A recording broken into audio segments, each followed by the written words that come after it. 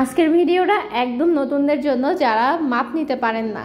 তো আমি একটা বালিশের কভার বানাবো যে এটার চওড়ায় আছে 16.5 ইঞ্চি এবং লম্বায় আছে 32.5 ইঞ্চি।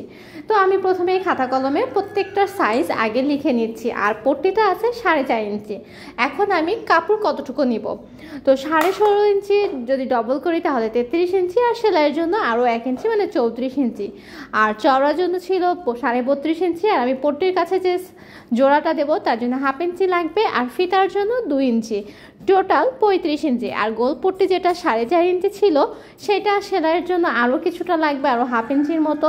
তো আমি 5.5 ইঞ্চির মতো নিয়েছি। তো চওড়া লম্বা কাপড়টার কাটা আমি আর দেখালাম না, কিন্তু গোল পট্টিটা কাটার একটা টেকনিক আছে, সেটা হলো গিয়ে আপনি প্রথমে 4 ভাঁজ করে তারপরে আমি এখানে যে 2.5 ইঞ্চির মতো নিয়েছি, দিয়ে সুন্দর করে রাউন্ড করে গোল করে নিয়ে কেটে নিয়েছি। এটা যদিও একদম নতুন যারা তাদের জন্য, যারা হাত পাকা তারা কিন্তু মাপ ছাড়াই খুব সুন্দরভাবে এটা কেটে ফেলতে পারেন এবং সেলাই করে ফেলতে পারেন।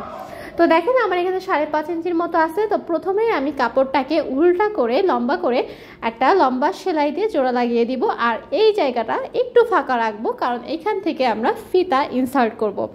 তো এরপরে সেলাই করার পরে ছোট্ট একটা টিপস দিই, এই পর্যন্ত আসার পরে কখনো আর মেশিনটা রান করবেন না, এখানে সেলাই স্টপ করে দিয়ে তারপর সুতা টেনে আপনারা হলো যে সুতা কাটবেন, তা নাহলে কিন্তু সুতা ছিঁড়ে যায়। তো এরপরে ফিতার অংশটা আমরা ভাঁজ করে রাউন্ড করে সেলাই করে দিব। এখানে খুব বেশি মোটা রাখার প্রয়োজন নাই, আপনার ফিতাটা ভিতরে খুব সুন্দরভাবে ইনসার্ট হবে, এরকম 1/2 ইঞ্চি বা 1 ইঞ্চির মতো রাখলেই এনাফ। তো এরপরে আমি পিছনে যে গোল পট্টি সেটা লাগাবো। এটা লাগানোর একটা টেকনিক হচ্ছে আপনি 4 সাইডে কেটে সুন্দর করে মার্ক করে দিবেন, আবার এই কাপড়টাও 4 সাইডে কেটে মার্ক করে দিবেন। এরপরে যখন আপনি কুচি দিবেন তখন আপনার কুচিগুলো একদম পারফেক্টলি হবে, মানে কোথাও কম বা কোথাও বেশি হবে না।